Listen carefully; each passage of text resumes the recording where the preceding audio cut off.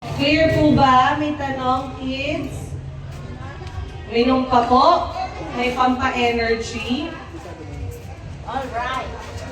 Okay. Ready?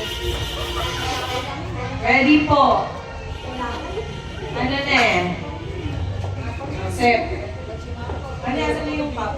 Dalawa. Straight po natin yung linya. Tandaan nyo ilan kada grupo? 5, no? Ayan. 5 pa-premyo mula dito. Hindi lang kayo ng letter. Kung sino ang palarin sa inyo. Ready po? Lalapit kay Arvin. Kunin yung cup. Teo. Ready? Go! Uy, go!